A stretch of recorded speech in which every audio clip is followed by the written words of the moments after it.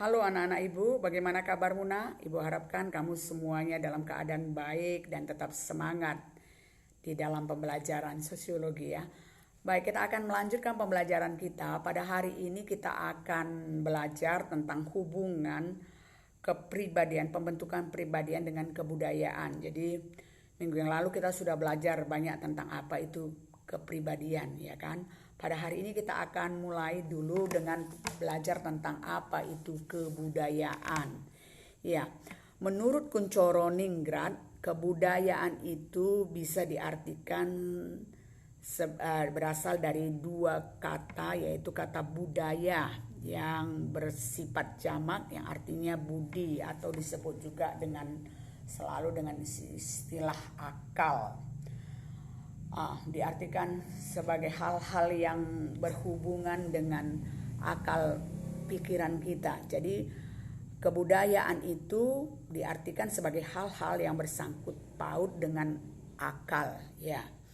Jadi menurut Selo Sumarjan dan Sulaiman Sumardi, dia mengatakan kebudayaan itu adalah semua hasil karya, rasa dan cipta masyarakat. Ya, jadi kalau keseluruhan apa yang berasal dari pola pikir manusia katanya tadi kan, nah, itu dia yang disebut dengan kebudayaan. Mari kita lihat ada 7 unsur kebudayaan. Yang pertama disebut dengan unsur bahasa. Yang kedua disebut dengan unsur sistem pengetahuan. Yang ketiga organisasi sosial. Keempat adalah sistem peralatan hidup dan teknologi. Yang kelima sistem mata pencarian. Yang keenam sistem religi. Yang ketujuh adalah sistem kesenian. Jadi yang disebut dengan unsur yang universal di dalam kebudayaan itu adalah dalam setiap kebudayaan itu, baik itu kebudayaan kuno, kebudayaan modern, nah, itu semuanya memiliki 7 unsur. Nah, yang tadi merupakan hasil dari pemikiran manusia. Kita akan melihat kepada wujud, bagaimana wujud atau bentuk daripada kebudayaan itu. Jadi bentuk kebudayaan itu dapat wujudnya dapat berupa, yang pertama adalah gagasan. Gagasan itu adalah sifatnya abstrak. Kenapa dikatakan abstrak? Karena tidak dapat diraba dan tidak dapat disentuh. Dia merupakan pola pikir ya yang berada di pikiran manusia, yang adalah suatu kumpulan ide-ide ataupun karsa ataupun nilai yang belum tercetuskan. Yang kedua adalah berupa aktivitas. Itu adalah wujud kegiatan tindakan pola dari manusia dalam masyarakat. Jadi dia itu disebut juga disebut dengan sistem sosial. Ini sifatnya konkret ya, bisa kita lihat. Jadi bisa kita lihat di sekeliling kita bagaimana mereka itu menari, bagaimana dia menunjukkan perasaan senangnya dengan nyanyian.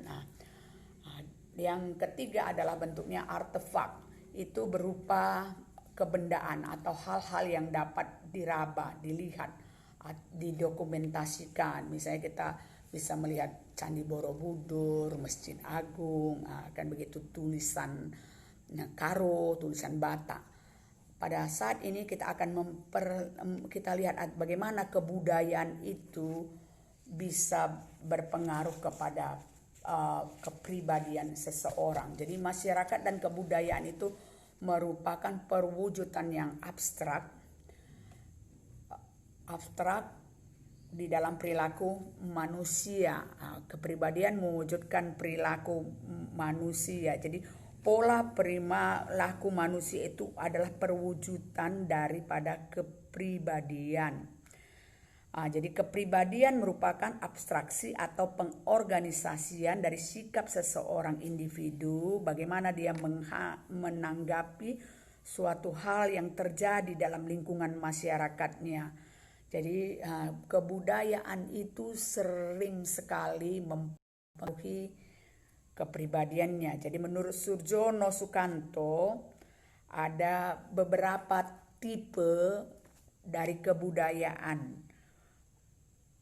khusus atau secara nyata dapat mempengaruhi kehidupan jadi seseorang. Jadi proses kepribadian dalam diri seseorang individu itu akan berbeda satu sama lain. Jadi kamu dengan temanmu itu berbeda bagaimana proses pembentukannya. Itu dipengaruhi boleh dengan faktor kemarin itu kita bilang biologis, lingkungan alam. Nah, pada hari ini kita akan melihat bagaimana pembentukan kepribadian individu itu dipengaruhi oleh kebudayaan masyarakat tempat individu itu tinggal. Jadi setiap individu bertempat tinggalnya atau daerahnya itu memiliki perilaku yang umum dan juga memiliki perilaku yang khusus. Nah, jadi seperti gimana makanya kamu suaranya keras sekali kalau bicara itu karena kebudayaanmu, tempat tinggalmu. Kamu tinggal mungkin dengan orang Batak yang suaranya keras. Kalau kamu tinggal di lingkungan orang Jawa, suaramu sangat lembut. Itu dia contohnya yang bisa kita lihat. Jadi kita lihat di situ ada berapa tipe. Yang pertama adalah budaya khusus atas dasar faktor kedaerahan. Jadi perbedaan sistem kekerabatan, misalnya sistem kerabatan orang Toba atau orang Batak menarik garis keturunan patrilineal, dia menarik garis keturunan dari pria atau bapak, sedangkan kalau orang Minangkabau menarik garis keturunan dari ibu atau matrilineal. Jadi di sana hak dan tanggung jawab seorang laki-laki dan perempuan itu berbeda. Kalau orang Batak dia laki-laki lah yang sebagai pemilik harta warisan, sedangkan di orang Minangkabau itu adalah perempuan, sehingga perempuan melamar seorang lelaki. Itu dia. Yang kedua adalah budaya khusus masyarakat desa dan kota. Jadi perbedaan antara orang desa dengan orang kota. Kalau orang masyarakat desa mereka itu penuh dengan persaingan. Jadi di sana juga orang yang heterogen, bermacam ragam. Sedangkan orang desa itu orangnya homogen dan sifatnya itu gotong royong. Jadi sifat individu akan muncul pribadi yang lebih individualis orang kota dibanding dengan orang desa. Orang kota lebih materialis dibandingkan dengan orang desa. Itu dia contohnya. Bidang khusus kelas sosial ya. Jadi dibandingkan bagaimana orang kelas atas dengan orang kelas bawah akan berbeda bagaimana etika berbicaranya. Kalau orang kelas atas dia udah pakai istilah-istilah Inggris ya, bahasa yang gaul. Kalau orang yang kelas bawah mereka itu etika, biasanya orang kelas bawah itu etikanya kurang lebih rendah dibandingkan dengan orang yang memiliki pendidikan yang lebih tinggi. Bagaimana cara bergaulnya, cara mengisi waktu senggangnya. Jadi ini banyak perbedaannya di dalam kebiasaan. Jadi kalau seperti orang yang kelas atas dia mengisi waktu senggangnya untuk anak-anaknya, mereka itu belajar kursus. Kalau kita mengisi waktu senggang orang kelas bawah apa? Membantu orang tua di dalam pekerjaan, kan begitu. Jadi ini membuat pribadi orang itu berbeda. Ya, yang keempat adalah budaya khusus atas dasar agama. Jadi agama atau kepercayaan kita itu mempengaruhi kepribadian kita ya. Biasanya gaya hidup atau pola hidup seorang santri yang tinggal dia di pesantren akan berbeda dengan orang-orang yang tidak tinggal di pesantren.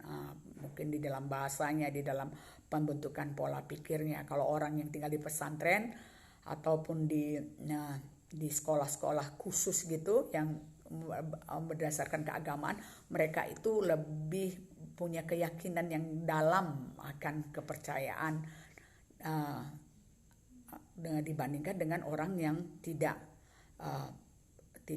kurang beragama ya. Jadi agama kita itu sangat mempengaruhi kepribadian kita. Jadi kalau orang yang kurang tekun di dalam beragama, dia itu suka galau, suka resah. Tapi orang yang bertekun dengan agama, dia orang yang penuh sabar dan penuh pengertian. Dia tahu kalau rencana Tuhan itu adalah yang terbaik.